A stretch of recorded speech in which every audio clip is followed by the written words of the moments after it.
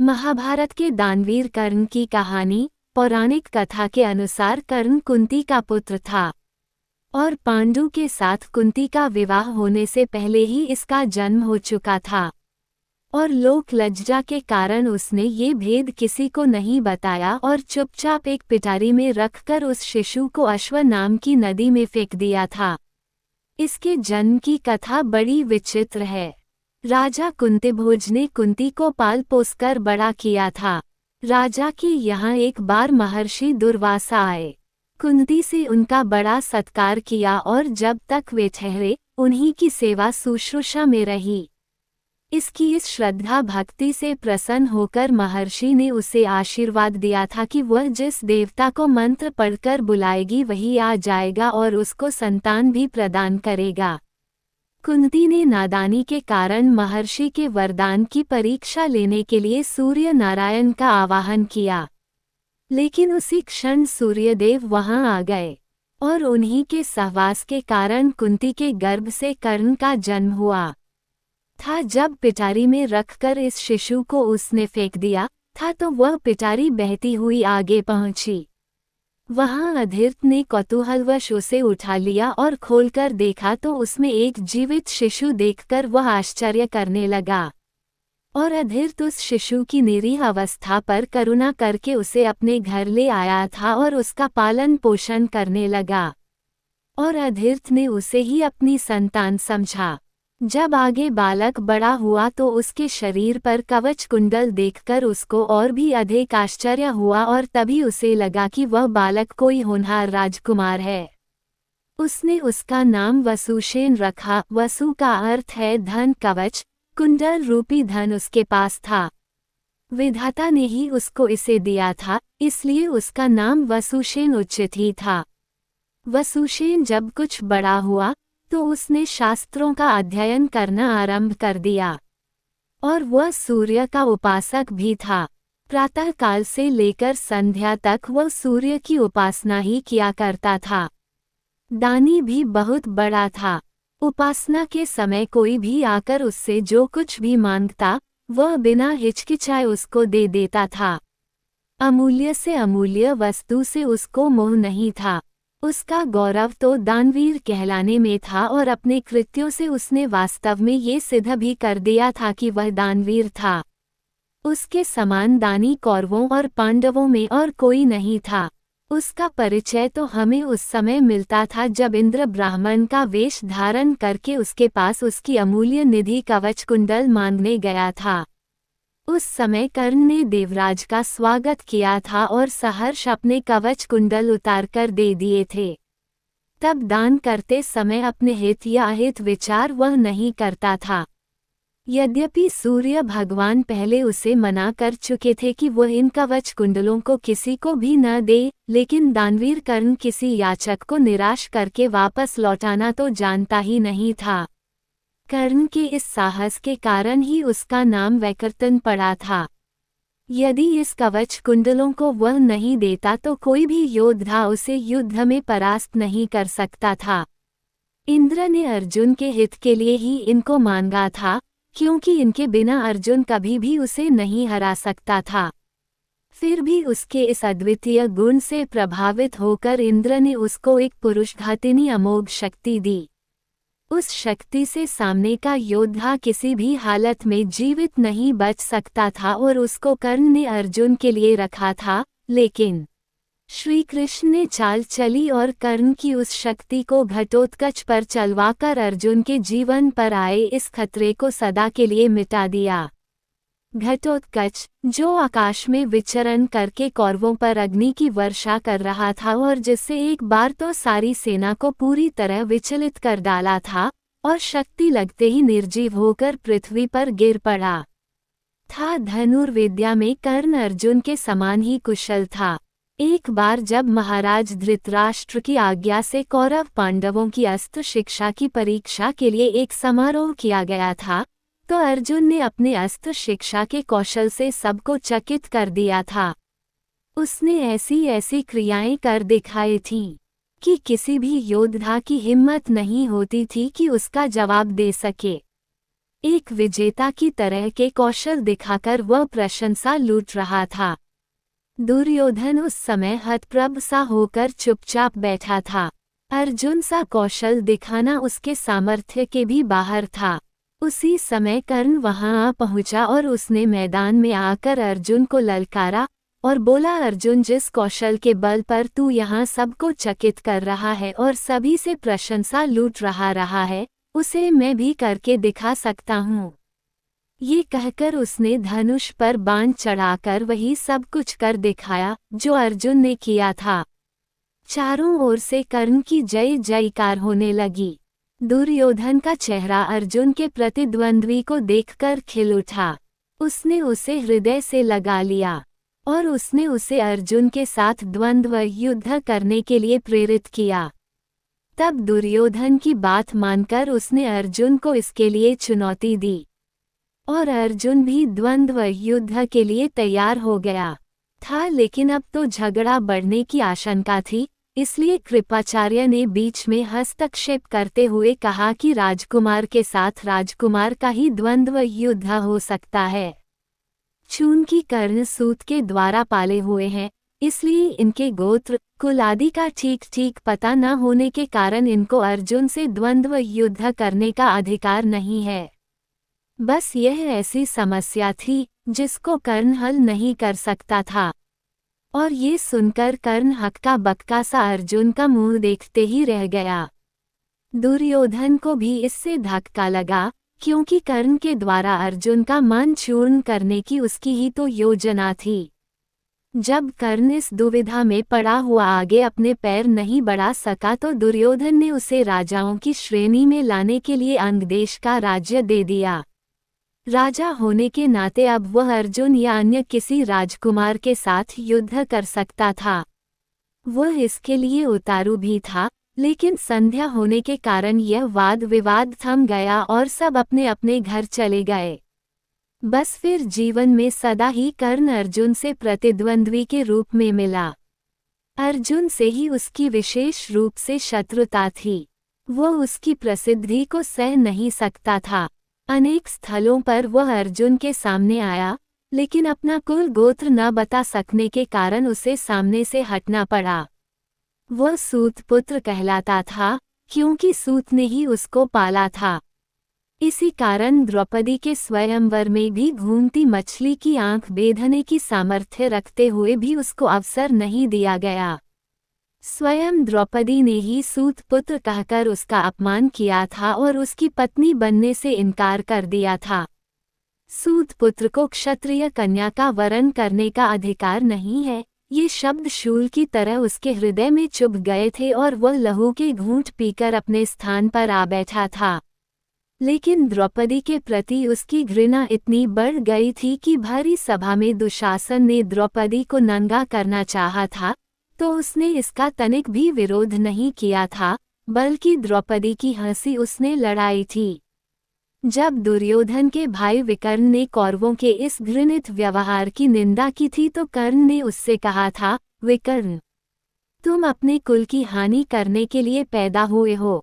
अधर्म अधर्म तुम पुकार रहे हो। द्रौपदी के साथ जो भी व्यवहार किया जा रहा है वह ठीक है।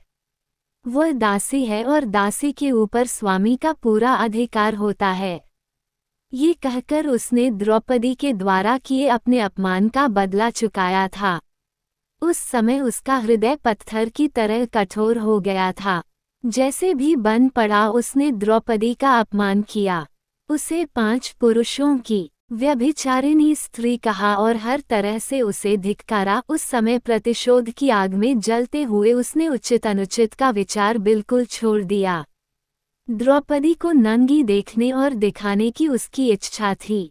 इससे स्पष्ट होता है कि कर्ण प्रतिशोध की भावना के आगे सत्य, न्याय और धर्म की भावना को पूरी तरह भूल जाता था। यह उसके चरित्र की दुर्बलता ही है। कर्ण स्वभाव से कुटिल भी था। वह दुर्योधन को इसी प्रकार कुचक रचने की सलाह दिया करता था, जैसी शकुनी देता था। जिस समय जुए में हारकर पांडव वनवास के लिए चले गए और द्वैत वन में वे अपना समय काट रहे थे, उस समय कर्ण और शकुनी की बातों में आकर ही दुर्योधन अपने परिवार के साथ पांडवों को चिढ़ाने के लिए पहुंचा था, लेकिन यहाँ चित्रसेन नामक गंधर्व से इनका सामना हो गया। भीषण युद्ध हुआ। गंधर्व राजा ने अपने पराक्रम से सबको परास्त कर दिया और परिवार सहित सभी को उसने बंदी बना लिया। कर्ण तो अपने प्राण लेकर युद्धस्थल से भाग ही गया था। फिर युधिष्ठिर के कहने और अर्जुन के भी प्रयास करने पर चित्रसेन ने दुर्योधन आदि को मुक्त कर दिया। कर्ण अहंकारी भी बहुत था। उसे अपने पराक्रम पर बड़ा घमंड था और बार बार दुर्योधन को प्रसन्न करने के लिए वह कहा करता था कि वह एक क्षण में ही अर्जुन को मार गिराएगा। इसके लिए भगवान परशुराम द्वारा सिखाए हुए अपने अस्त्र कौशल की दुहाई देता था। यहाँ तक कि भीष्म पितामह, गुरु द्रोणाचार्य आदि के सामने भी वह अपनी शेखी बघारने से बाज नहीं आता था। एक दिन पितामह से न रहा गया। उन्होंने इसे फटकारते हुए कहा, दुरभिमानी कर्ण, व्यर्थ की बात क्यों किया करता है। खांडव दाह के समय श्री कृष्ण और अर्जुन ने जो वीरता प्रकट की थी, उसको याद करके तुझे लज्जित होना चाहिए। क्या तू श्री कृष्ण को साधारण व्यक्ति समझता है? वे अपने चक्र से तेरी उस अमोघ शक्ति को खंड खंड कर देंगे। व्यर्थ दंभ करना एक सच्चे वीर का गुण नहीं है। पितामह की यह बात सुनकर कर्ण क्रुद्ध हो उठा और उसने झल्लाकर अपने शस्त्र फेंक दिए और कहा, पितामह ने सभी के सामने मुझे लज्जित किया है, अब तो इनकी मृत्यु हो जाने पर ही मैं अपना पराक्रम दिखाऊंगा। इसी दुराग्रह के कारण जब तक भीष्म पितामह जीवित रहकर युद्ध करते रहे, कर्ण ने युद्ध में हाथ नहीं बटाया। जब उसने सुन लिया कि वे धराशायी हो चुके हैं, उस क्षण प्रसन्न होकर वह दुर्योधन के पक्ष में आकर शत्रु से युद्ध करने लगा। गुरु द्रोण के पश्चात कौरव सेना का तीसरा सेनापति वही था। इस वृतांत से यही स्पष्ट होता है कि वह अत्यधिक क्रोधी स्वभाव का था।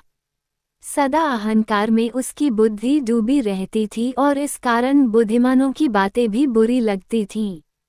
इसके विपरीत अर्जुन धीर बुद्धि और विनयशील था। इस सब के होते हुए भी कर्ण अपनी बात का धनी था। जो कुछ भी वचन वह दे देता था, उससे हटना तो वह जानता ही नहीं था। श्री कृष्ण ने उसे यह बता दिया था कि वह कुंती का ज्येष्ठ पुत्र है और साथ में उन्होंने उससे पांडवों की ओर मिल जाने का आग्रह भी किया था, लेकिन सब कुछ सुनकर भी उसने दुर्योधन के साथ विश्वासघात करना उचित नहीं समझा। श्री कृष्ण ने कहा था, कर्ण, भाइयों के विरुद्ध लड़कर उनको मारने की कामना करना पाप है, इसलिए तुम कौरवों का साथ छोड़कर पांडवों का पक्ष ले लो। युधिष्ठिर तुम्हें अपना अग्रज मानकर अपना जीता हुआ साम्राज्य तुम्हें ही दे देंगे। कृष्ण की यह प्रलोभन भरी बातें सुनकर भी कर्ण अपने वचन पर दृढ़ रहा और कहने लगा, श्री कृष्ण, दुर्योधन के साथ विश्वासघात करना सबसे बड़ा पाप है।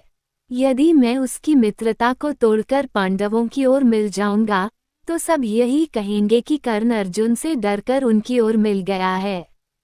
फिर मैं ऐसा क्या करूं? मेरी माँ ने तो मुझे मारने का सारा प्रबंध कर दिया था। सूत ने ही मुझे उठाया और पाला, इसलिए वे ही मेरे पिता तुल्य हैं। सूतों के साथ मैं कई यज्ञ भी कर चुका हूँ और मेरा विवाह संबंध भी सूतों के परिवार में ही हुआ है। फिर मेरा पांडवों से क्या संबंध रहा? धृतराष्ट्र के घराने में ही दुर्योधन के आश्रित में रहा हूँ और 13 वर्ष तक मैंने उन्हीं का दिया हुआ राज्य किया है। फिर कैसे उनके साथ विश्वासघात कर दूं? दुर्योधन को मेरे ऊपर पूरा विश्वास है। मेरे कहने से ही तो उसने इस युद्ध को मोल लिया है और अर्जुन के प्रतिद्वंद्वी के रूप में दुर्योधन की आशाएं मेरे ऊपर ही तो लगी हुई हैं। इस परिस्थिति में अपने आश्रयदाता और मित्र दुर्योधन को छोड़कर मैं कभी पांडव पक्ष में नहीं मिल सकता। फिर यदि एक बार मैं मिल भी गया तो युधिष्ठिर जो राज्य मुझे देगा उसे अपने वचन के अनुसार मुझे दुर्योधन को देना होगा। इससे तो पांडवों का सारा प्रयत्न ही निष्फल चला जाएगा। ये सभी कुछ सोच विचार कर मैं निश्चय पूर्वक कहता हूँ कि मैं मित्र दुर्योधन का साथ छोड़कर और किसी पक्ष में नहीं मिल सकता, लेकिन हाँ ये वचन अवश्य देता हूँ कि युद्ध में मेरा प्रतिद्वंद्वी केवल अर्जुन ही है। उसके सिवा किसी पांडव का वध मैं नहीं करूँगा। कर्ण का ये कथन उसके चरित्र की महानता पर प्रकाश डालता है।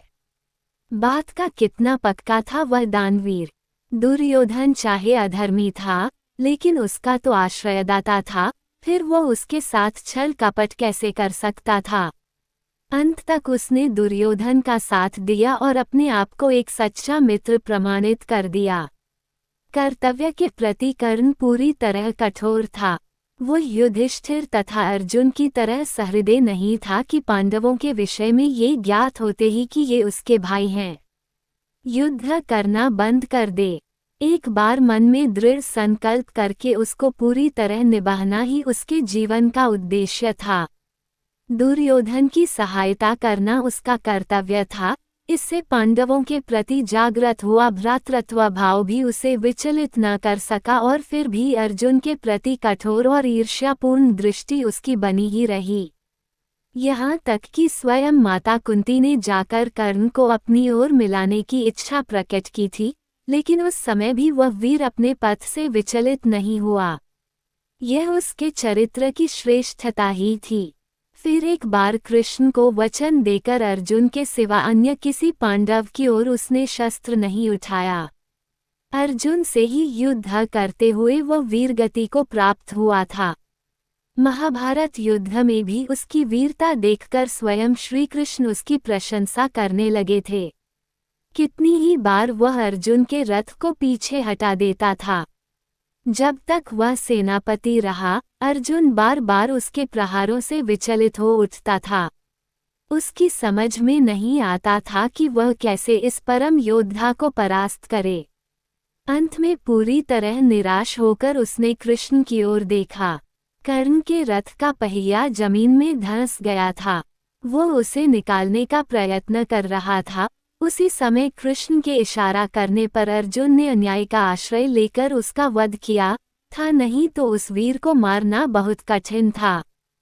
फिर यदि उसके हाथ में इंद्र की वह अमोघ शक्ति होती तो फिर उसको कोई भी पराजित नहीं कर सकता था और यह निश्चय था कि वह अर्जुन का वध करके विजय का शंख फूंक देता था, लेकिन विधाता की यही गति थी।